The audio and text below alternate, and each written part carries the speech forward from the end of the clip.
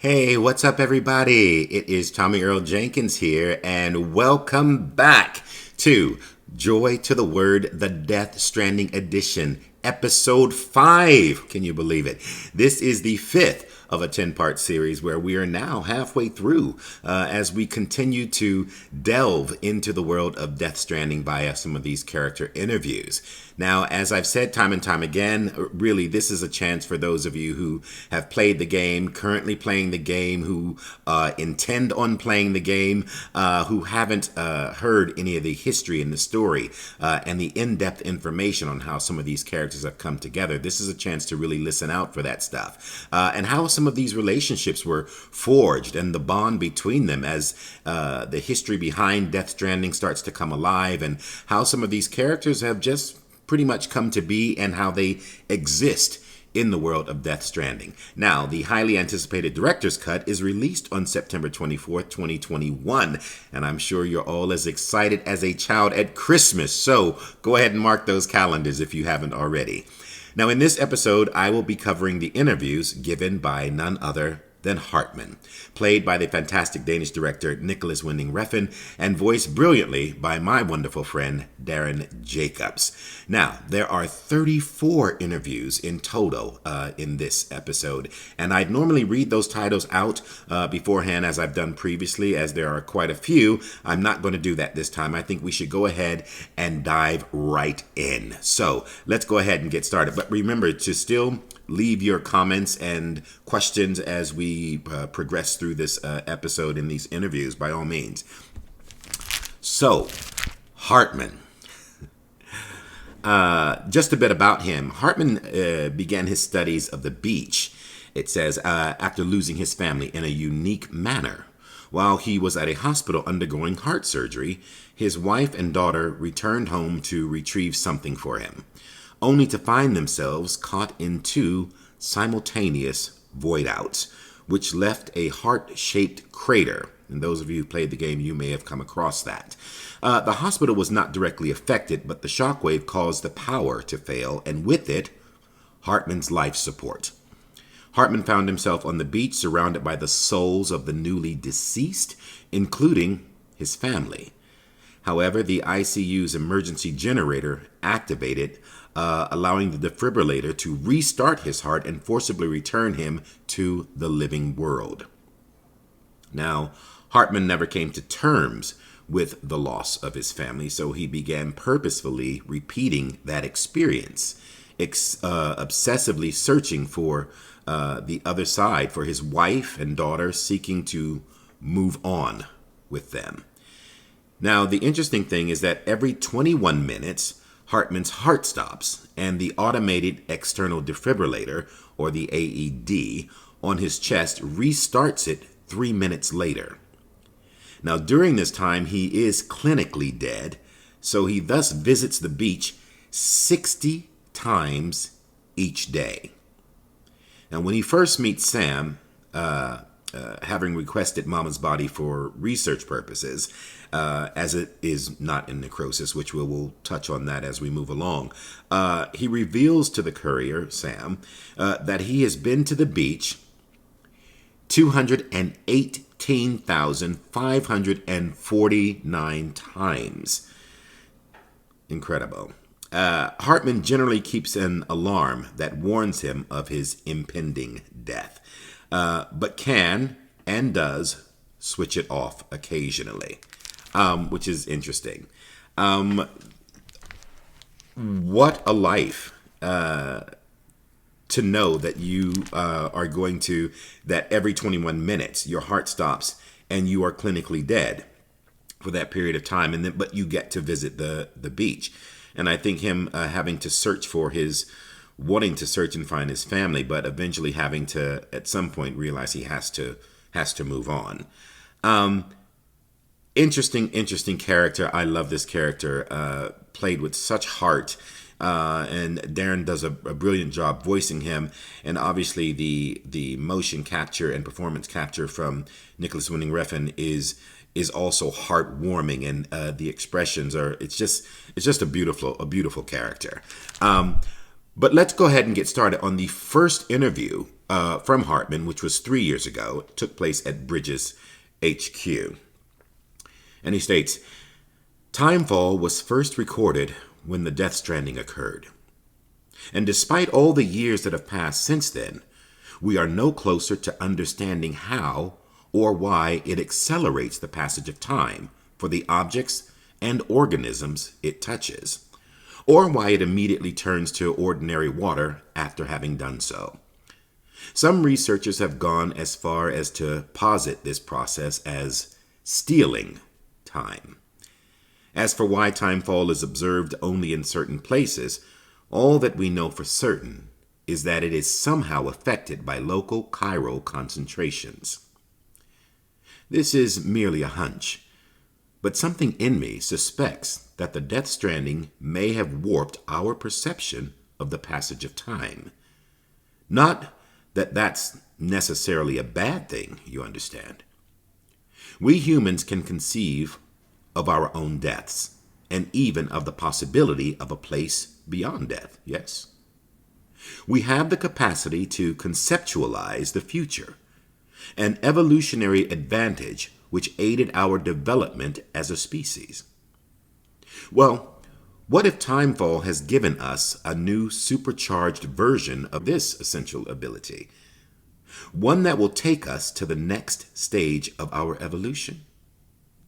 Perhaps we wouldn't need to hole ourselves up in the knot cities. Perhaps in time, the Death Stranding will come to be seen as the phenomenon that saved our species. Exciting thoughts.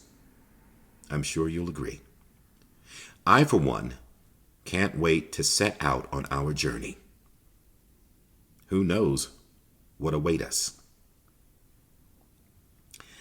So, we've talked about the timefall before, and I love the interesting thing that he says that some researchers have gone as far as to posit this process as stealing time, which I think is very interesting. And in a sense, I suppose that it does. Moving on. Any thoughts and comments about that? Please shout them out below. The next interview, Necrosis and the Ancient Egyptian View of Life and Death, given by Hartman 3 years ago at Bridges HQ. And he states, the Egyptians believed that we humans were composed of two elements, the Ha and the Ka, the body and the soul. Various texts expound upon their nature in detail, but perhaps it is simplest to conceive of them as follows. The soul is that which joins with the child in the womb and gives life to the body. It is also that which departs the body upon death. Ergo, the body is simply a vessel. Should the soul return to it, it will live again. This is precisely what is observed in near-death experiences. A soul separated, albeit briefly, from its body. The Egyptians believed death not to be an instantaneous change of state, but a process by which the soul moves from one realm to another. But this process itself has changed, thanks to the Death Stranding. In the normal order of things, when death occurs, the soul vacates the body and passes into the seam. From there, it transitions to the beach, and only then onto the world of the dead. But after the stranding, a soul that has already made its journey to the beach may attempt to return to its body in this world. It was hard to believe at first, but the process of necrosis provided proof of this phenomenon that was difficult to deny. This is why it is imperative that we burn the bodies of the dead. The body must be destroyed to sever the link with the soul. Only then will the soul be free to journey to the world beyond. it's definitely a process that they have to go through. And so we've covered this before, where we've learned that the Ha is the body and the Ka is the soul. Now, Egyptians believe that we are made up of two parts, which I don't think is very different to how we believe today. I believe that we have a body and we have a soul. Most people do. Not saying that everybody believes that, but I certainly do, just speaking from my opinion. Now, should the soul return to the body, it would live again, it states. Now, that seems to be what causes the void outs. I think the idea is that to burn the body, I think there's 48 hours you have before it goes into necrosis, which then has the possibility of causing a void out. But he's saying the body must be burned to prevent the soul from returning and to sever the link. But what would happen is if the body isn't burned, so necrosis sets in 48 hours following what would happen as cardiac arrest. What is interesting is it would become a BT. And that's also something that's known as going necro, when the body goes into that process. However, I did learn that this does not affect still mothers, who we've touched on before, who are brain dead, and they're the ones that they use to keep the babies alive and learn all what's going on with them. So that's interesting in terms of how all that is. Just fascinating. I think all of this is fascinating, and certainly coming from Hartman's point of view through his interviews, starts to open up and give us a bit more insight into some of it from, I suppose, a scientific point of view. But moving on to Chiral Symmetry. Once again from Hartman. This was 3 years ago and took place at Bridges HQ. The word Cairo comes from the Greek care, meaning hand. Now compare your left with your right. They seem similar in both size and shape, yes? Now face your palms away from you and place one hand over the other. The shapes do not overlap exactly, but place your palms together and voila, a match. It is as if one hand is the mirror image of the other. But again, if you were to actually compare the mirror image of your hand to itself, we would see that the two are not identical. This is the essence of chirality, the state in which the mirror image of a shape does not match the original. It has been theorized that BTs are mirror images of ourselves. Were we to exist in the same point in time and space, our shapes, as it were, would not overlap neatly onto one another, save in reflection. And when our particles meet their opposites, a void out occurs. The new form of communication we have devised utilizes beaches, which are akin to mirrors reflecting this world and the other. Hence the term chiral network. So he's saying that BTs are mirror images of ourselves. So when particles meet their opposites, a void out occurs. So does that mean or refer to the soul returning to a body that causes the void out? Let me know what you think. Moving on to Chiralium. And before we do that, I thought it was interesting, just going back a quick second, the whole placing face, if you get a chance to do this little exercise, do try it. Compare your left with your right, and then facing your palms away from you and place one hand over the other. The shapes do not overlap exactly. And I'm presuming that that's the effect that you get, versus when you turn to face the palms together, we get that. Just thought it's fun. Let me know your thoughts, what you think about that. Moving on to Chiralium. Once again by Hartman, this was 3 years ago. It took place at Bridges HQ. And he states, You would like to know more about Chiralium? Well, wouldn't we all? I am happy to present the latest theories, but you must be aware that this is all that they are. Theories. Chiralium, like dark matter, was born along with our universe and has existed ever since, just not in a dimension we were able to perceive. Until now. It is the beach that gives us access to that dimension, and with it, knowledge of Chiralium's existence. Not just knowledge of it, of course. We have since observed it coalescing into crystalline form, and recorded measurable physical and mental effects on individuals exposed to it. It has reshaped our understanding of reality, and proven instrumental in the formulation of the multiverse theory of beaches. Chiral matter is not affected by the passage of time. As far as these particles are concerned, none has elapsed since the Big Bang. Little wonder they escaped our notice for so long, until man and BT first came together in void out and left nothing but Chiralium in their wake. Many of these claims are yet to be verified, but I believe that this is a fair summary of the scientific community's current consensus on the matter. No pun intended. I shall soon be heading west with the first expedition, and I look forward to learning more about Chiralium and its connections to the beach along the way.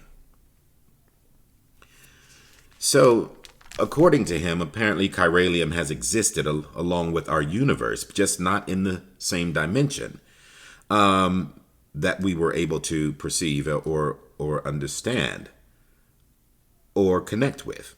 And the beach is what gives us access to that.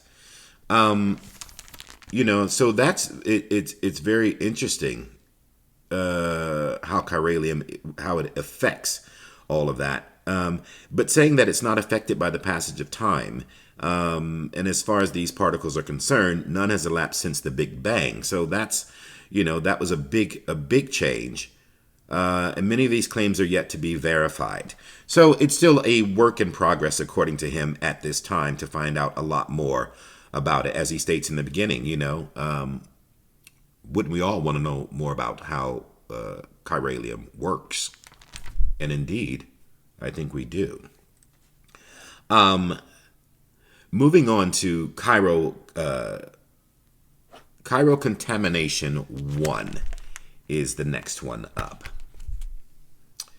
This interview, given by Hartman 3 years ago, also at Bridges HQ Lab.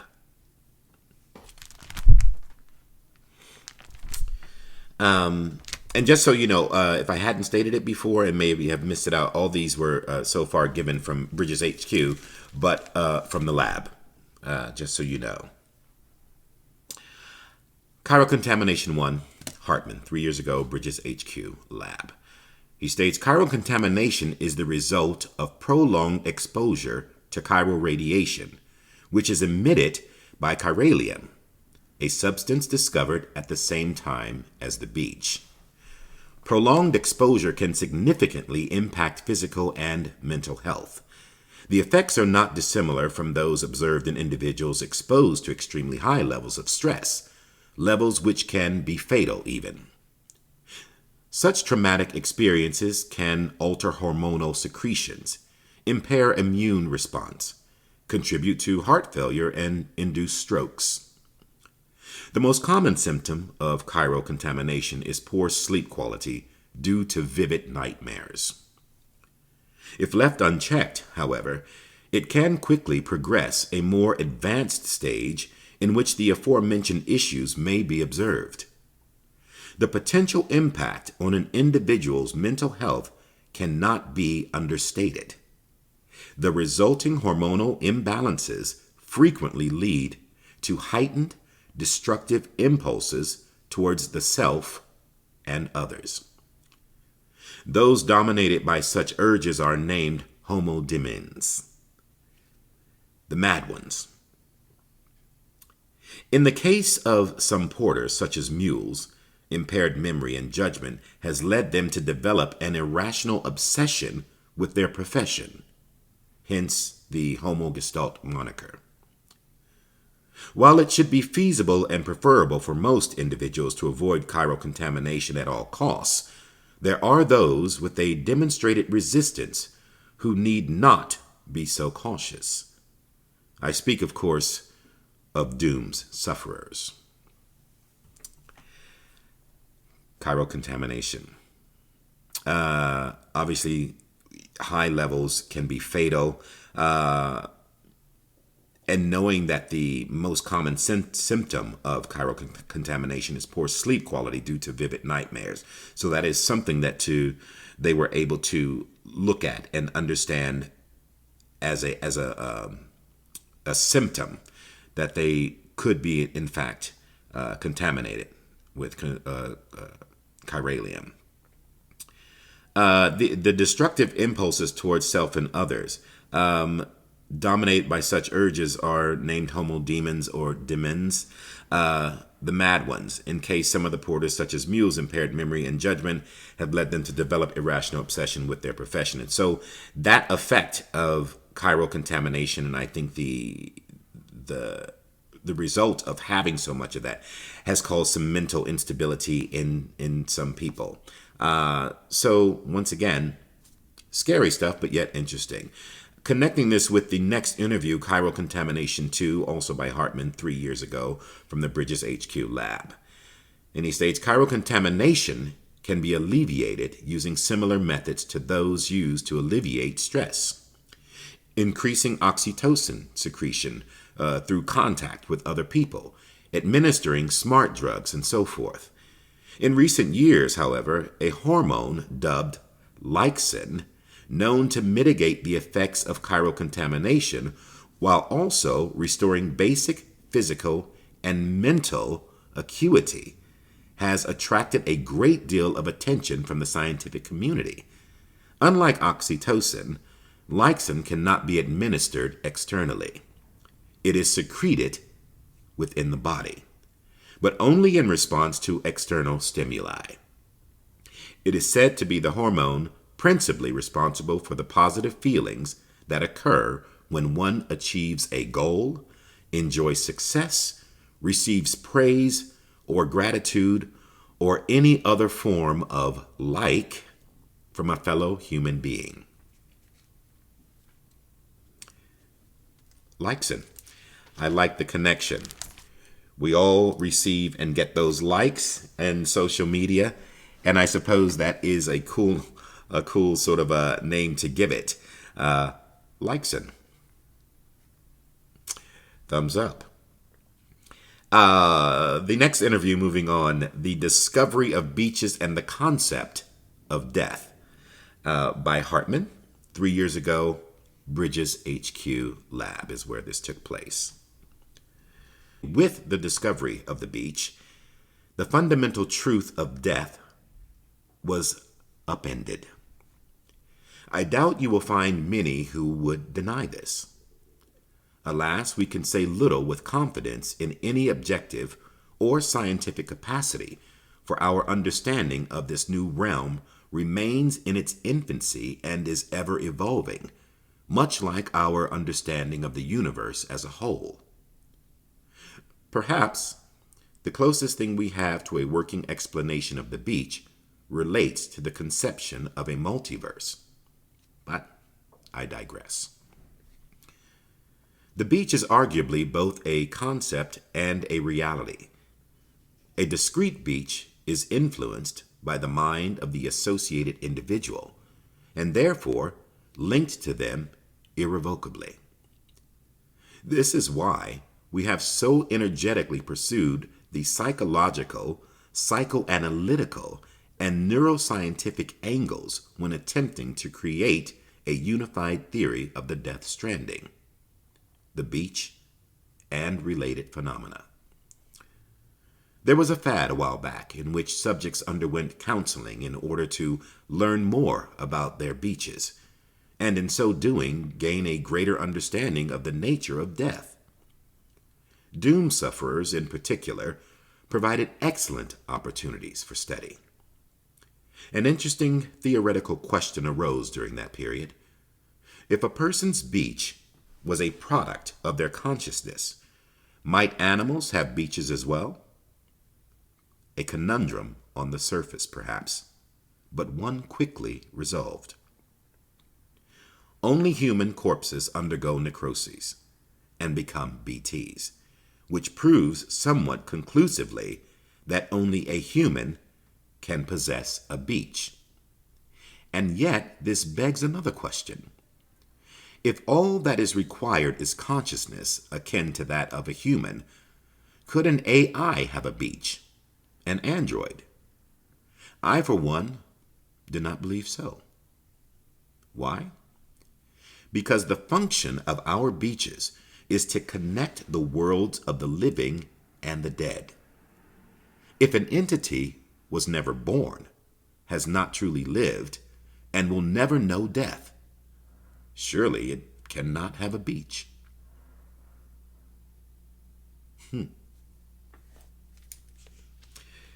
The discovery of beaches and the concept of death. I'm going to leave you to ponder on that. There were some interesting things as we move on to the next interview, the Evo Devil Unit. Interview by Hartman 1 year ago, takes place at Hartman's lab.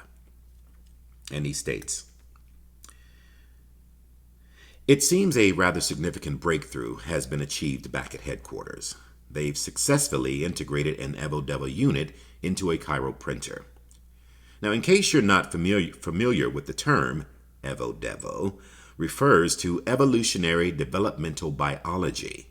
Your genes, mouse genes, dinosaur genes, the genes of every living being are virtually identical, and yet we develop into such radically different organisms. Thus, a question arises. Why did such disparate life arise from the self-same building blocks? Evo Devo was the field of study that sought to solve that mystery, to lay bare the secrets of evolution. Before the advent of Evo Devo, it was thought that in order to reconstruct a dinosaur, we would require a sample of its DNA. However, thanks to this technology's ability to extrapolate from existing data, we could, with the correct stimulus, grow a dinosaur from the DNA of any living organism. We could, in essence, recreate the process by which dinosaurs evolved from primeval life forms. An Evo Devo unit applies these same principles to the problem of information and object reconstruction. With the help of the chiral network, we may take incomplete data, and indeed incomplete objects, and reproduce their complete forms. This data can then be fed into a chiral printer. Et voila. Partial data yields finished product. The tech isn't viable for everyday use just yet, but when it is, it will be of incalculable benefit to our research and bring our reconstruction efforts forward by a matter of decades. So the Evo Devo, which is the evolutionary developmental biology, it's interesting how he's saying that genes of every living being are virtually identical. Who knew this? I didn't know this. Yet, we develop into radically different organisms. So yet our genes can be so identical, and you'd think that that would make everything else, I suppose, similar in ways, or they connect in other ways, but yet we are completely different organisms. Interesting. There's a lot to be said about the Evo Devo unit. And how he says to lay bare the secrets of evolution. And before that, in order to reconstruct, we would have to use samples of DNA. But clearly, the technology has progressed so much that things are a lot different. There's a lot that can be done. Leave your comments. Higgs particles is the next interview given by Hartman 1 year ago near Mountain Knot City. And he states, Higgs Monica? Well, yes, I know the name. The former leader of a private courier organization, as I recall, which serviced a large region in the West and was instrumental in providing continued support to the people living there. But as we were so far apart, Bridges struggled to maintain any measure of influence over their operations. It probably didn't help that the separatist movement has always enjoyed strong support in that territory. In the wake of growing violence by the demons, we were shocked to learn that Higgs himself was at their head. What to make of this strange development? Why on earth would a man who once commanded a group devoted to American Reconstructionism suddenly pledge himself to the cause of American destruction? His name only compounds the insult. Have you heard of the Higgs particle, also known as the God particle? It is associated with the Higgs field, that which gives all other particles their mass. Without it, atoms would fly apart, and matter would not exist as we know it. In other words, its very presence prevents mindless destruction. Cosmic irony, indeed. And without going too much into that, because there's going to be a lot to discover about Higgs as we move forward through this. But yes, I just want to clarify, when I read that before, he says that in the wake of growing violence by the demons, we were shocked to learn that Higgs himself was at their head. What to make of this strange development? Why on earth would a man who once commanded a group devoted to American Reconstructionism suddenly pledge himself to the cause of American destruction? I just wanted to make sure that was clear. For him to have devoted his time in a way that was leading to, I suppose it was Bridget Strand's idea of American Reconstructionism, and then to turn around and to devote his time to the destruction of America kind of states what that character is all about. Higgs coming up soon, but just be aware, we all know about him, so I'm not going to touch too much more on that. Let's go ahead and move on to Cairo clouds and timefall. Given by Hartman, this was 2 years ago at Hartman's lab. And he states, why do Cairo clouds form? Why does timefall occur? And why does it herald the manifestation of BTs? There are questions we still struggle to answer. As we now know, BTs are beings formed of something akin to an antimatter. Their first appearance coincided with the Death Stranding. Prior to that point, it is believed that there was very little in the way of antimatter present in our world at all.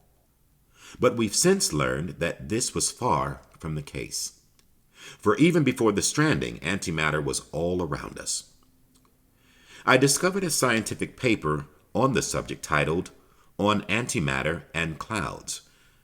According to the paper, the gamma radiation generated by lightning strikes can trigger the formation of positrons, and indeed, particles of antimatter can be detected inside regular rain clouds. The mechanism by which they are formed is not fully understood, but the mere existence of this phenomenon is enough to suggest something intriguing. Chiral clouds contain chiralium, yes? Well, what would happen if gamma radiation were to act upon them in the same way as it does in regular clouds? Could chiralium, excited by gamma radiation, exacerbate minute distortions in space-time, somehow loosening the seams that connect us to our beaches? And if so, When the excited chiralium mixes with timefall and descends to the ground below, could the entire region beneath the clouds become much more strongly connected with the beach as a result? This could well explain why BTs appear in areas prone to timefall. Furthermore, if the antimatter we previously thought did not even exist in any measurable quantity on Earth were in fact present in such commonplace phenomenon as the very clouds above us, would this not lend credence to the theory that BTs, beaches, the world of the dead, all of these things may have existed long before the stranding? Too much of a theoretical leap? Perhaps. I do not deny our world changed, drastically and irrevocably. Nevertheless, could it not be that the death stranding was merely the clap of thunder that brought this great change to our attention, and not the change itself?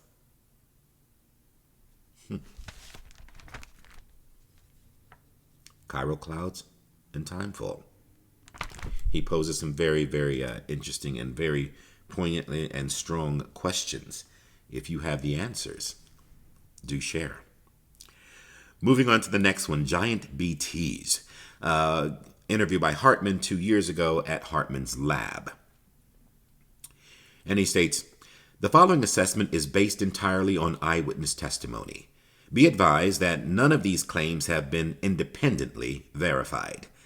There are several types of BT, and the means by which they interact with the living also varies. Some BTs actively seek out human beings, while others attempt to draw us towards them. Still, others are capable of consuming their prey, causing a void out in the process. It is not only their roles and behavior that set them apart, however. Their physiology is also different. Moreover, we have anecdotal evidence suggesting the existence of some truly enormous BTs. Curiously, however, these ones do not appear to have umbilical cords. Giant BTs are comprised of the consolidated ka of multiple deceased individuals. As a result, the connection between each individual and their beach is lost, which is why the resulting BT does not manifest an umbilical cord. That's the theory at any rate. Unfortunately, I doubt we'll be able to learn more about these entities until the Cairo network is online. A day that can't come soon enough. Who knew that?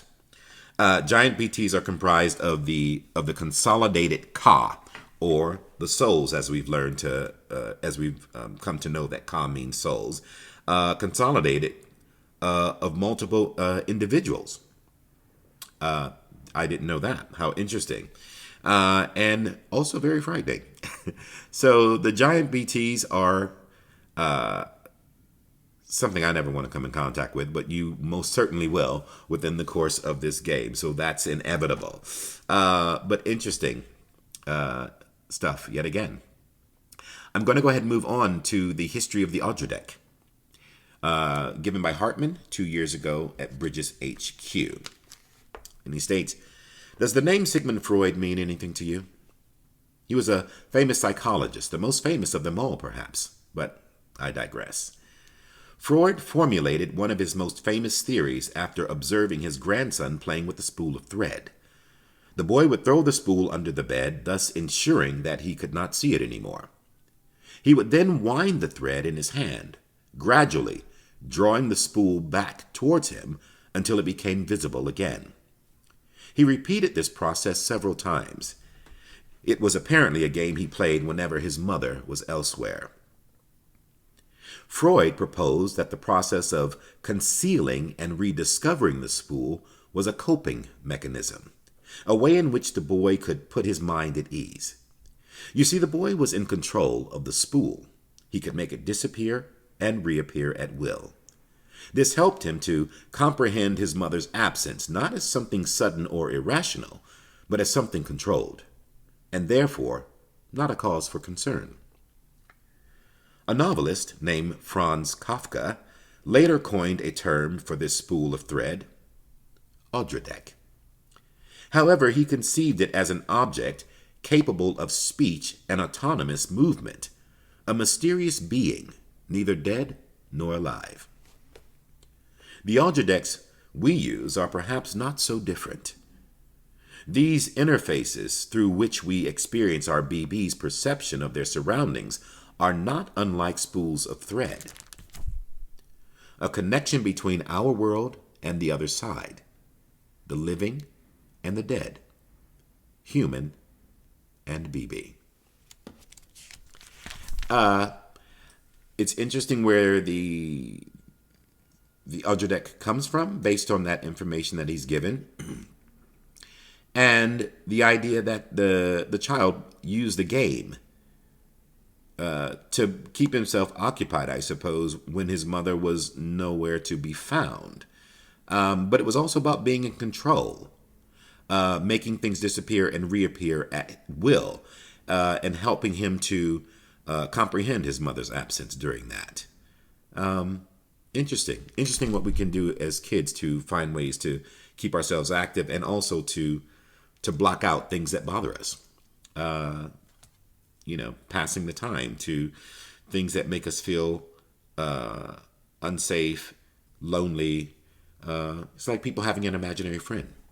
We've all, not we've all, but I'm sure some of us have grown up and having little imaginary friends that we talk to, even our stuffed toys. We've given names to and speak to them as if they were real people, out of comfort. That was the history of the Odradek. Moving on to BTs, come in all shapes and sizes. Interview from Hartman 2 years ago took place at Hartman's lab. Although eyewitness testimony has led us to identify several types of BTs, perhaps most interesting of all are the entities which may not be BTs at all. The subjects in question bear some resemblance to jellyfish and are visible even to those without dooms. While we have little information concerning their physiology and behavior upon detecting the presence of a human, they will attack by rapidly approaching their target before exploding. Disturbing, to say the least, especially given that they appear to be impervious to small arms fire. Though perhaps we can take comfort in the fact that they do not seem capable of causing void-outs. Our best guess at the moment is that these are the subspecies of BT, one that does not form as a result of a human death. Beyond that, they are a complete mystery. Perhaps when they repatriate, Sam Porter chooses to join Bridges, we can attempt to develop a mean of dealing with this new threat. In the meantime, however, we can but continue to study and speculate. Once again, they come in all shapes and sizes. So I would say continue to look out for that. Still a lot of studying, still a lot of speculating. Moving on to the next one, near-death experience. An interview given by Hartman 1 year ago takes place at Hartman's lab. Until relatively recently, death could only be studied from the perspective of an external observer, as the experience of one's own death could not be communicated to another. A collaborative investigation of the phenomenon was fundamentally impossible, but through the examination of subjects in near-death states and the cataloging of their experiences, we have at last been able to bring the scientific method to bear on this most final of frontiers. Even those in a state of so-called brain death exhibit signs of consciousness. What could this possibly mean? Moreover, why do some on the brink of death report out-of-body experiences? Furthermore, why do so many of those who have such experiences describe the same sensations of being beckoned towards a distant light? Many had argued that these commonalities were evidence of an objective reality, of a place beyond life. If nothing else, they at least suggested that death was not an instantaneous change of state, but a process. The beach has since proven much of this beyond a doubt, and the dead rising again as BTs through necrosis demonstrates this process in action. The place beyond life is no longer a theoretical possibility. Its existence must be taken as incontrovertible fact. And indeed, it must be taken as so.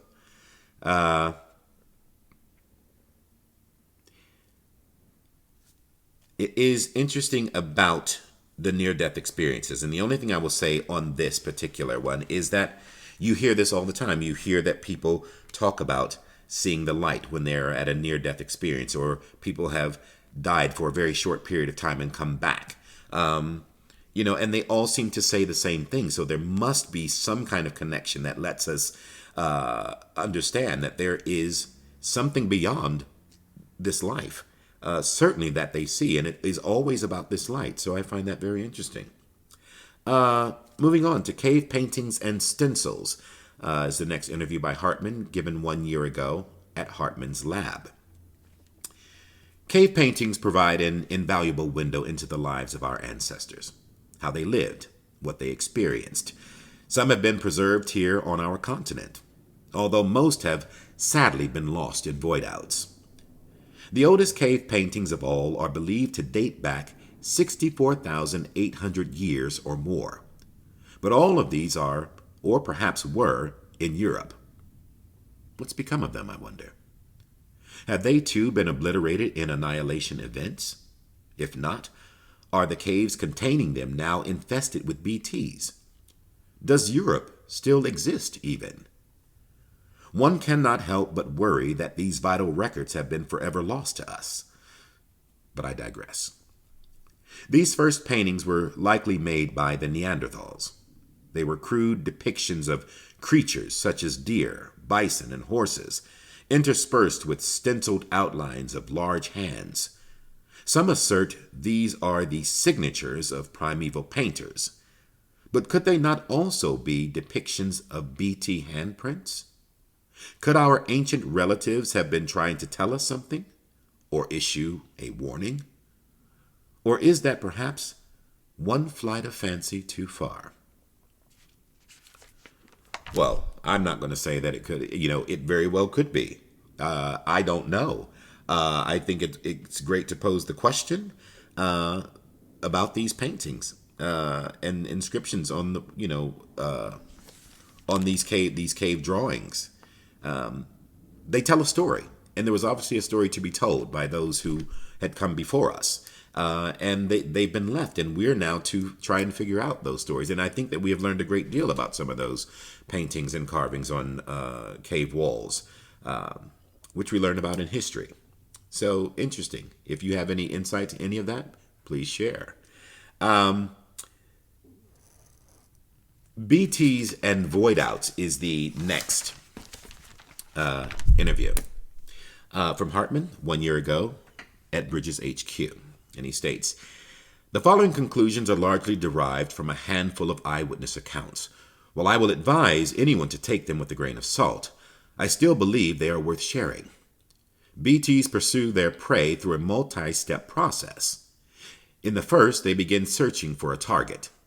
The handprints left behind is evidence of this behavior. Upon detection, one or more BTs will attempt to seize their target and drag it towards a much larger entity.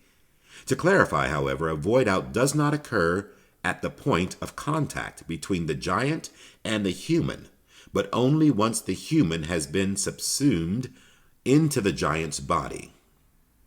We think this may be because this is the only place where antimatter is present within the entity. It goes without saying that BTs are entirely different from any creature that is of this world, and we have much to learn about them still. One thing is for certain, however. We must come to understand them, else we may never overcome existential threat that they pose. Truth. Moving on. Neanderthals are not extinct is the next interview from Hartman 3 years ago from Bridges HQ.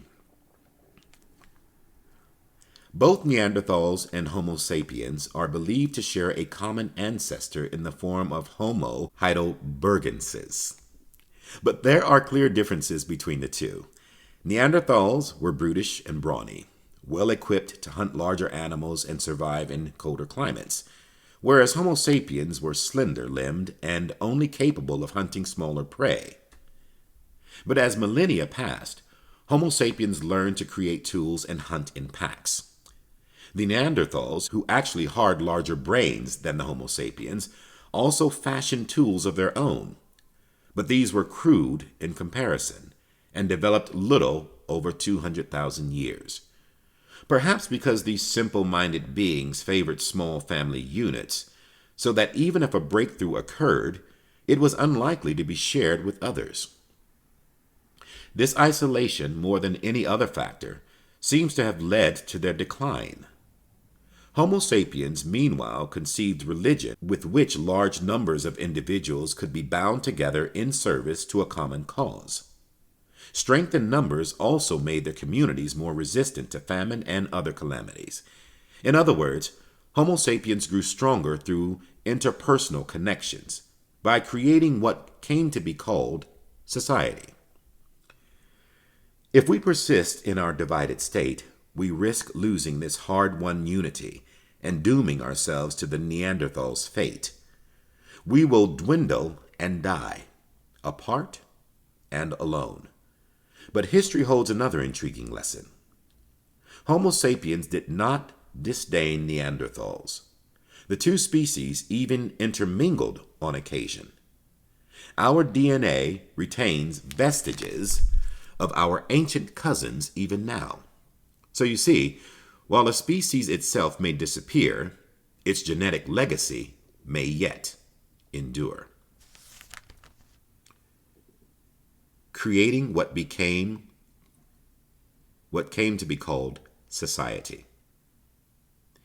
Homo sapiens grew stronger through interpersonal connections, hence what we created as society. Interesting. Moving on to Hartman's theory of evolution is the next one. Hartman gave the interview 1 year ago from Hartman's lab. And it states, the evolution of life on Earth could be described as the evolution of consciousness.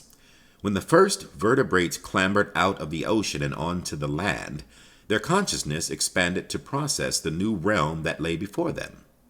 But their development did not end there. Their eyes moved from their flanks to their fronts, that they might comprehend the depth of the world. Mammals formed groups, increasing their chances of survival.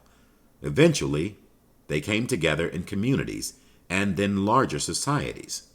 In order to preserve and maintain these structures, humans developed a perception of time, and in order for societies to outlast the lifespan of the individual, we conceived of an afterlife and a future beyond ourselves. Alas, the death stranding threatens to undo all our progress. Consider the Cairo network, which incorporates the beach, where time does not exist. Or consider timefall, which rapidly accelerates the degradation of that which it comes into contact with. How can our sense of time, honed over millions of years, remain intact when we must cope with such irrational phenomena?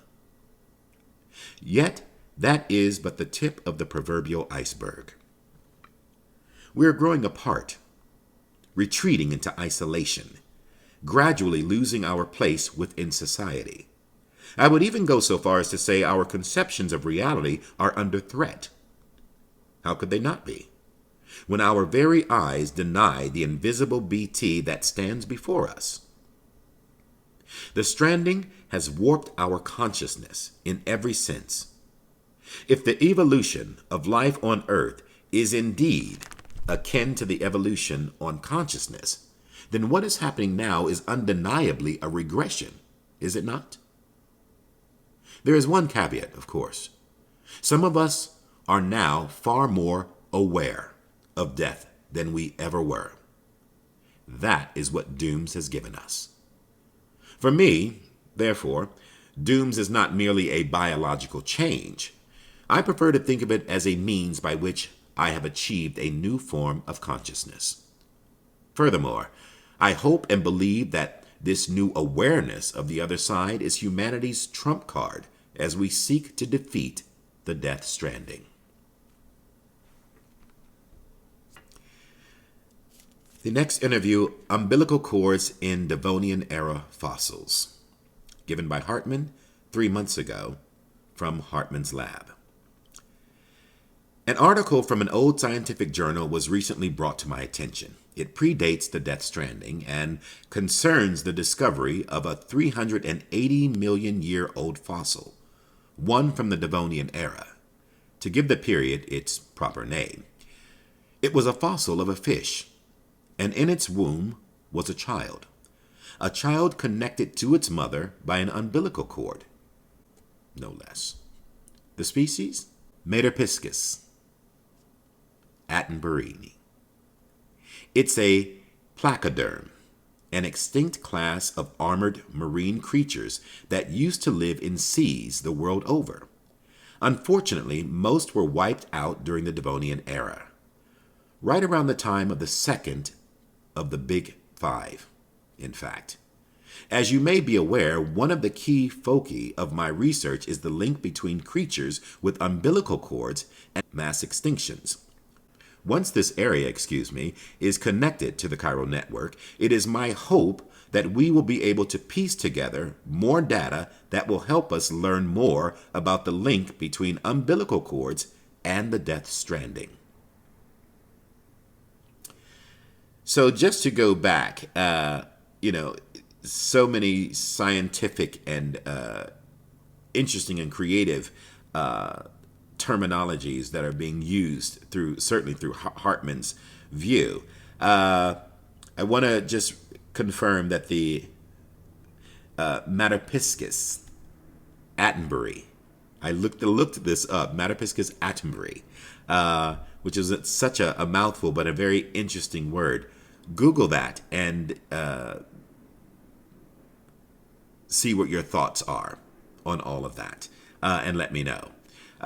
Very, very, very interesting, going back and how we're connected to all of that whole time period. And, finding the fossil with the child still connected by the umbilical cord. It's definitely something that we're discovering more, how the link between the umbilical cord and the Death Stranding are certainly helping us to hopefully learn more about how that connection is. Moving on to Bridgmanite in the Earth's Mantle by Hartman 1 year ago at Hartman's lab. Bridgmanite is a mineral found in the lower part of the Earth's Uri, was named in honor of the Nobel Prize-winning physicist Percy Williams Bridgman. Bridgmanite comprises 38% of the Earth, but because it is only found deep beneath the surface, it is very difficult to acquire any samples for analysis. As luck would have it, however, a material with the same properties was discovered inside a meteorite, before the Death Stranding, of course, meaning that a certain amount of research has already been conducted into this mysterious mineral, after a fashion. From this, a theory has been advanced, positing that Bridgmanite contains a certain amount of chiralium. Chiralium that was absorbed into the mineral at the moment of the Earth's creation.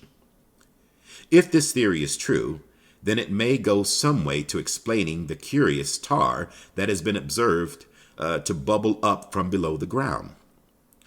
Furthermore, if chiralium does indeed come from the other side, as we suspect, then it would follow that it has been linked to ours from the very beginning. In essence, the heart of the planet could be likened to the world of the dead. How appropriate, given that chiral clouds bind us to the surface forevermore. None may ascend to heaven when they die, for our final destination lies beneath our feet. Ashes to ashes, as they say.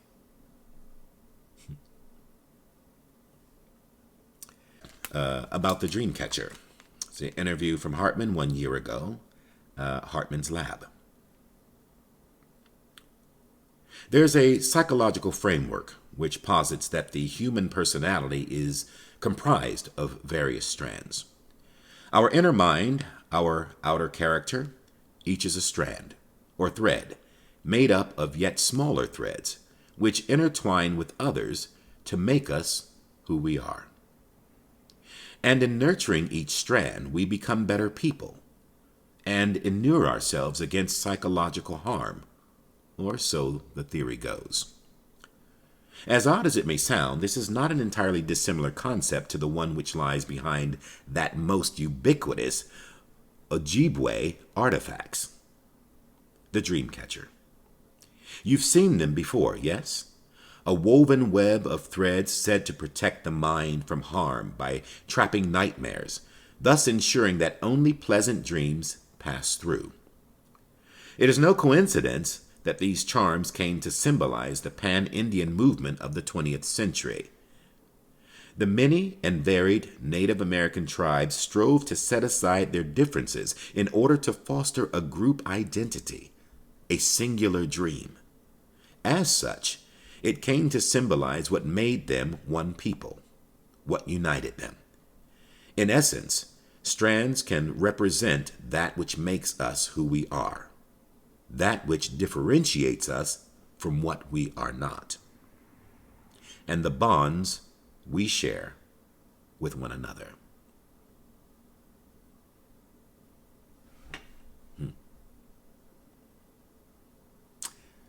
Interesting. The strands, the connections. Quipu is the next interview by Hartman 3 years ago, before the first expedition, taking place at Hartman's lab. Quipu means knot in the Quechua language. Objects given this name were used in ancient Incan society to record and transmit information, and yes, Amelie just so happens to wear one. The Inca would pass Quipu from one place to another via a network of messengers known as chasquis. You might be surprised at the complexity that can be communicated through a simple system of knots. And not merely numerical data. It is said that whole histories could be contained in these intricate webs. Some theories suggest that they were ascribed magical properties too. Certain combinations of knotted numbers were thought to encourage the dead to sleep peacefully in their graves. For example, we see that the quipu is a tool for communication, storytelling, and rituals. So we've touched on that previously before. The quipu means knot in the Quechua language. About Sam's return is the next interview from Hartman 1 week after Sam's return. It takes place in Bridges HQ. Sam has returned safe and sound. It had been about a month since he departed for Amelie's Beach. 30 days of relentless searching for us, though for him it must have felt like an eternity. I cannot imagine the isolation and despair he must have been forced to endure, a suffering known only by Amelie and Bridget. Sam has told us about the extinction entity and how it granted humanity a reprieve, but beyond that, he's reluctant to speak. Well, we shall not put any pressure on him. Frankly, I expect we would struggle to comprehend anything else he tells us. Suffice it to say that the last stranding has been avoided, even if its precursor has forever reshaped our world. Thousands and thousands of years from now, should intelligent life walk the earth and find our fossils, they will likely conclude that Homo sapiens died out in the 6th extinction. Perhaps if we are lucky, they may even find records we leave behind. Still, we cannot hope to guess how much they will understand about who we were. After all, their intelligence will not be like ours. Theirs will be a different understanding of the world, of the universe. Different forms of existence, different conceptions of what it is to be alive. These invariably lead to different conceptions of what it is to die. But it matters not if they never understand who we were. All that matters, in my opinion at least, is that they know that we were here. So it's like the world will continue. We don't know what the next state of play will be, the next species that takes over the world. And, as time has moved on, we've certainly looked back in history and found things from those who have were here before us, like the cave paintings, artifacts that we dig up, and things like that. So who's to say what will be left behind and what that next process or next generation or next species that evolves will find of what we left behind. They may even find a hard copy of Death Stranding. Who knows? What became of Hartman is the next one. Given 1 month ago at Bridges HQ.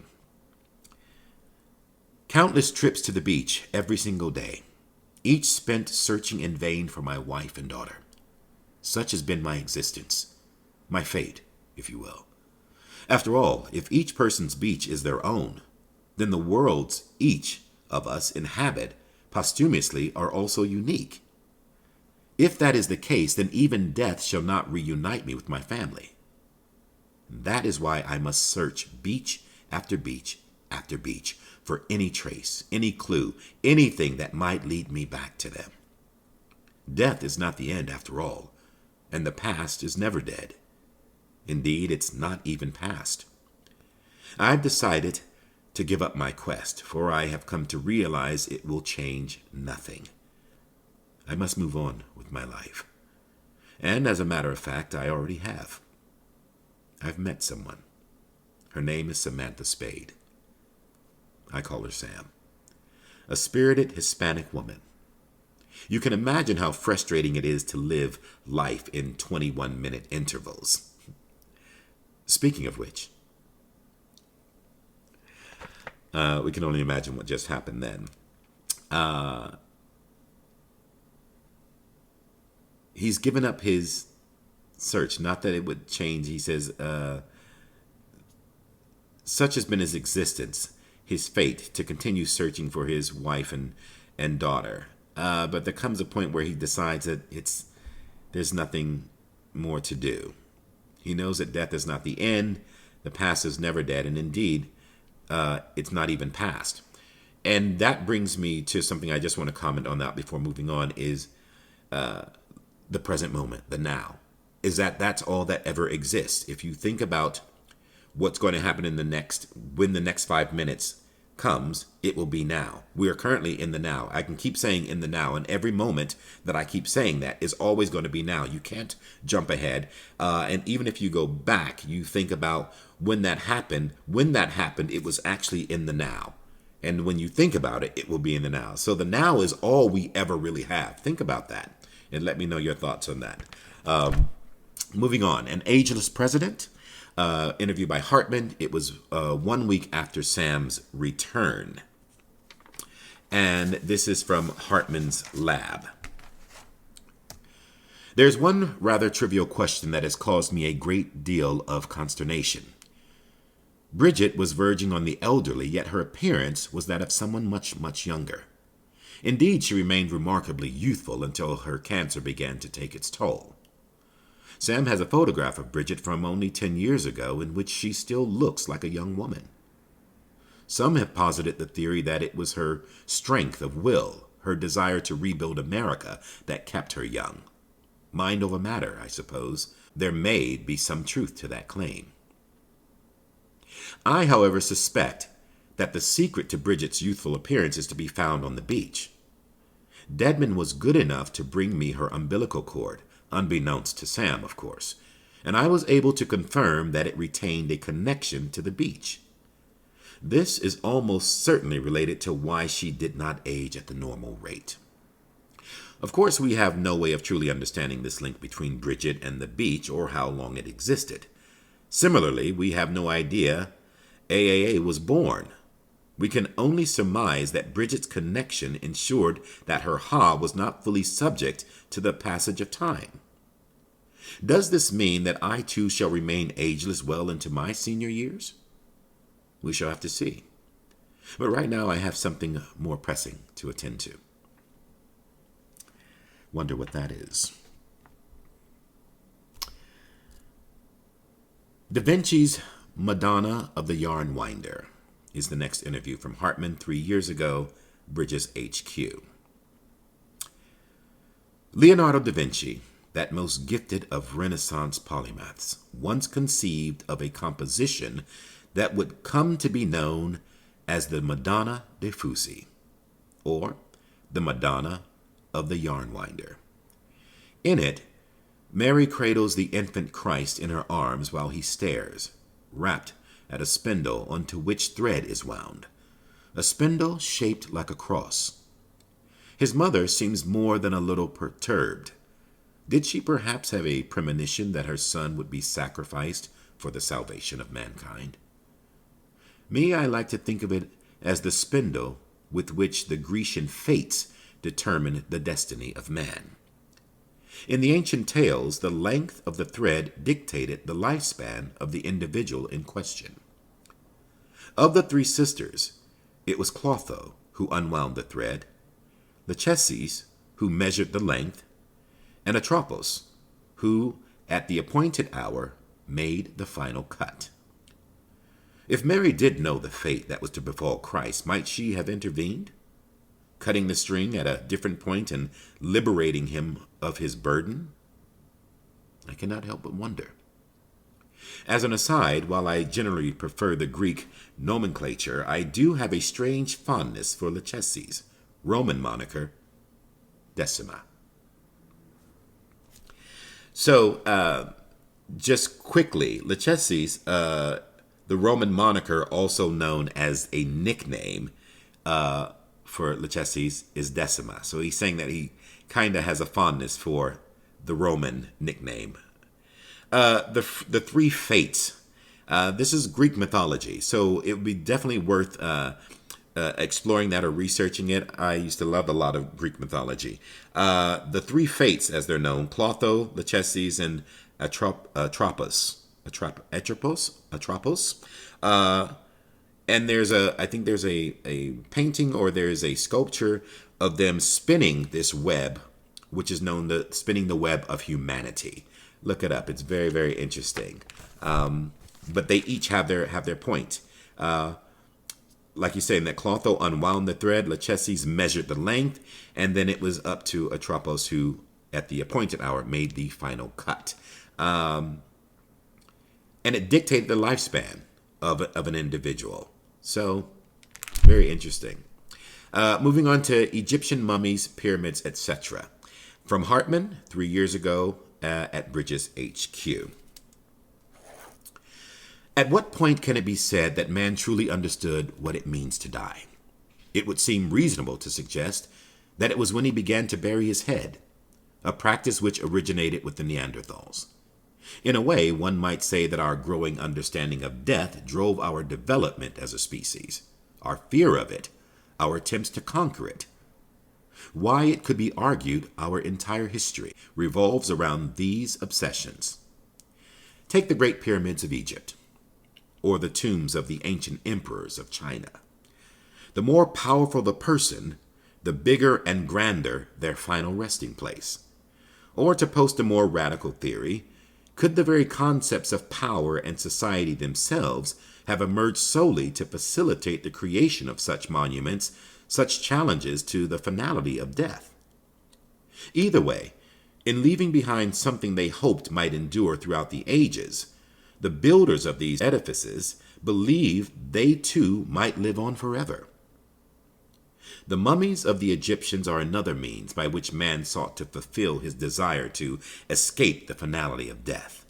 They were created that the spiritual self, the Ka, would have a physical vessel, or Ha, to which it could return. The Sokushin Bitsu, or mummified monks of Buddhism, are similar in this respect. However, the monks in question aim to transition straight from life to Buddhahood. In other words, to forego death altogether. But now that the beach has brought us into direct contact with the world beyond, our relationship with death must further evolve. The next stage in our understanding is upon us. So the idea that we build He's saying that, the bigger the person, the more powerful the person, the bigger and the grander the final resting place. The pharaohs have these pyramids, and it's interesting that doing the mummies and their idea that the ka, which is the soul, could come back to the body of the mummy and relive again. Interesting. But also things that we had touched on previously before. Moving on, the Egyptian view of the brain, which is the interview by Hartman 3 years ago from Bridges HQ. It is common nowadays to think of the personality, the mind, of consciousness as a whole, a phenomena born exclusively of the brain. However, to the ancient Egyptians, things were different. They believed that a person's soul, their spiritual essence, resided in the heart. As a result, the mummification process involved the removal of all internal organs, save this one, the brain included. To the Egyptians, a man's ka was represented by and contained within the heart, whereas the ha was made up of the other organs and the remainder of the flesh. Hardly a picture compatible with modern medical science. But consider for a moment the BBs which porters utilize in the field and the brain-dead still mothers to which they are bound. Could it not be said that in turning our attention away from the brain and towards the heart, the womb, the umbilicus, in our quest to grow closer to the world of the dead, that we are perhaps returning to the old ways? Perhaps. Interesting. Moving swiftly on, the corals of the seam from Hartman 3 years ago at Bridges HQ. Life began in the oceans, and as it evolved, it graduated to the land. At least this is what was believed until recently. The creatures of the sea, the land is a harsh and unforgiving place. Given this, what could possibly have compelled these organisms to make such a drastic transition? Consider that fossils of the first fish to adapt themselves to land have been found in regions with usually large tidal range. Could it be that these creatures developed legs in order to move more swiftly, return to the safety of the sea when stranded? Could their evolutionary leap have been triggered by this traumatic experience? If so, could similar circumstances have shaped the evolution of the coral-like organisms that inhabit the seam, and driven them to develop an ability to live between life and death, between time and timelessness? Coral is, after all, older than any organism of the land, and hardy enough to have weathered the mass extinction of 540 million years ago.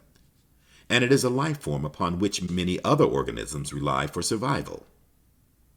Bearing all this in mind, one could argue that the ability to survive in the seam is indicative of a profound evolutionary leap. Moving on. Repatriates and void-outs from Hartman 3 years ago at Bridges HQ. I have come across a number of old reports which make mention of humans who have certain powers which have led them to becoming known as repatriates. Now, as we know, when a human and a BT come into contact, a void-out results, which is analogous to what physicists would term an annihilation event. These events occur when matter meets antimatter, and mass is converted violently and abruptly into energy. The process is highly efficient, though some energy is lost to the production of neutrinos. Similarly, in a void-out, vast amounts of energy are released, resulting in destruction on a devastating scale, which leaves behind a large crater. Void-outs triggered by contact with repatriates, however, consistently result in smaller craters. It is suspected that this is because energy is lost to the beach in the same manner that it is lost to neutrino production in a conventional annihilation event, and in the case of repatriates. The amount of energy lost is particularly high. That said, How the repatriate's body survives is a far bigger mystery, and one on which I will refrain from commenting until I have had the chance to examine one in the flesh. One notable repatriate is Sam Strand, a former member of Bridges 1, who left some years ago and has been making his way in the world as a porter ever since. I do hope I get to meet him someday, considering how invaluable he could be in advancing our understanding of the true nature of beaches and the death stranding. And I'm pretty sure they do. BTs are reaching out to us is the next interview from Hartman 3 years ago, taking place at Bridges HQ. 2.4 million years ago, Homo habilis started to craft stone tools. Hands are so very important, don't you think? Our other sensory organs passively interpret data. Our eyes, light. Our ears, sound. Our noses, smell. Our mouths, taste. But hands are different. To touch requires conscious action. To grasp, moreso, to connect that which is in our left hand with that which is in our right. Still more. And the handprints we see when BTs seek out humans? Why, I'd say that's just evidence of our otherworldly friends yearning to forge a connection. They're reaching out to us, attempting to bridge the gap between realm of the dead and that of the living. Pretty self-explanatory, I'd say. The next interview, King Midas and the Cairo crystals, given from Hartman. This was 2.5 years ago from Hartman's lab. And he states, rumors have been circulating regarding a man who calls himself King Midas, unlike his namesake from Greek mythology. However, this gentleman does not turn all that he touches to gold. Instead, he claims to wield the power to create Cairo crystals at will. The stories suggest that he gained his power as a result of experiments involving organisms which possessed a similar ability. I am, of course, aware of the existence of microbes that could melt and condense gold, in effect extracting it from ore deposits. But this is the first I have heard of any organism that can do something similar with chiralium. These organisms are apparently akin to cryptobiotes, as well as the coral that is found in the seam. In that, they exist outside of time. If this man truly managed to harvest such organisms, then it is an extraordinary achievement which could lead to untold possibilities. Veritable bioalchemy, even. Much like his mythical counterpart, however, King Midas is said to have paid a heavy price for his power. Indeed, his body has turned into a mass of particles, a side effect of crystallizing all the chiralium with which he came into contact. It is said that the only evidence of his existence are 2 golden handprints he left behind. Now, I must temper this rather dramatic story by stressing that no microbes capable of the previously described ability have been detected. As such, I suspect the king is nothing more than an urban legend. The kind of story spun by dreamers in a world where Chiral crystals are rare and precious and can only be collected from perilous timefall-soaked places. Perhaps we could even consider it a morality tale. The moral being, of course, that greed is never good, whether one lusts for gold or for Chiral crystals. It is, however, a remarkable coincidence that not long after I first heard talk of this modern-day King Midas, I also started to hear rumors concerning a man wearing a golden death mask. Might the two be related? Who knows? And therefore, I wonder who could he be talking about? I will leave you to deliver that information to me. Moving on to evolution, death, Stranding and the Fear of Dying. We're coming very close to the end. We have one more interview after this. Evolution, Death Stranding, and the Fear of Dying. This is from Hartman. It was 1 year ago and took place at Hartman's lab. Death has been Homo sapiens' constant companion for every step of our evolutionary journey. Our cultures and civilizations have been built with an awareness of our relationship with death, the extent to which we can accept it and live with it. Out of fear of the inevitable decomposition and destruction of the flesh, our ancestors developed elaborate embalming techniques, death masks, and the like. Indeed, the mask has ever been a symbol of the soul that transcends this world to exist for eternity in the next. The mummies are sarcophagi of ancient Egypt, are but one instance of this. Honored individuals were given masks and placed inside sarcophagi in order to be preserved for eternity, thereby transcending death and attaining immortality. Paintings and photographs are no different, really. They are simply more modern variants of the Egyptians' masks and sarcophagi. Indeed, all of humanity's crowning achievements, art, language, writing, are arguably a reaction to death and an expression of our desire to overcome it. They are great feats born from fear. And one might even go as far as to say that it was the primal fear of death that drove the evolution of our ancestors into Homo sapiens in the first place. In fact, I would go further still. I would posit that it was this fear that brought about the Death Stranding itself. It has certainly seemed more and more plausible of late. And with that, as we move into the final interview from Hartman, Bridges Needs Homo Ludens. It was from Hartman 2 years ago, taking place at Hartman's lab.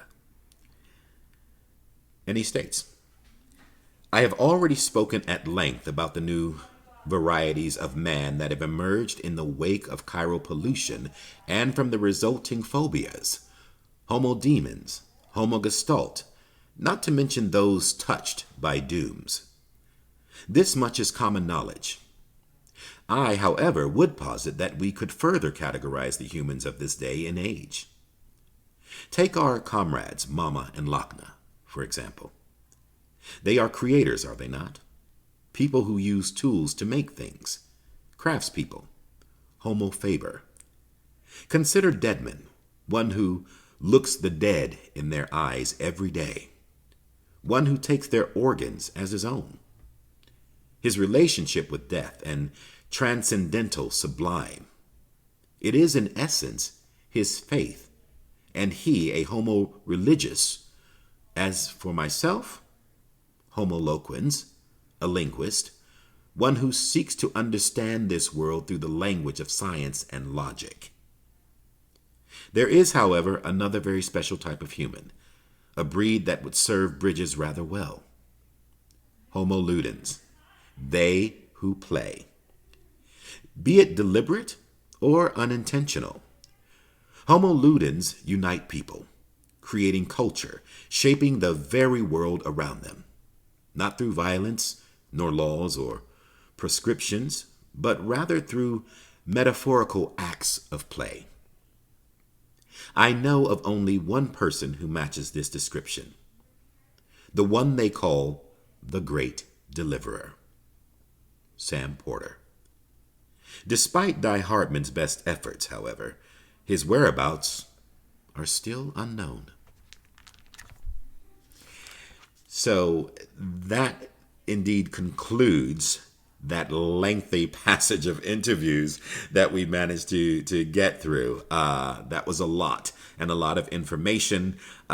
Please feel free to go back and revisit some of that, maybe re-listen, and because it was quite a lot, and probably one of the most lengthiest of the ones that we have within this whole series.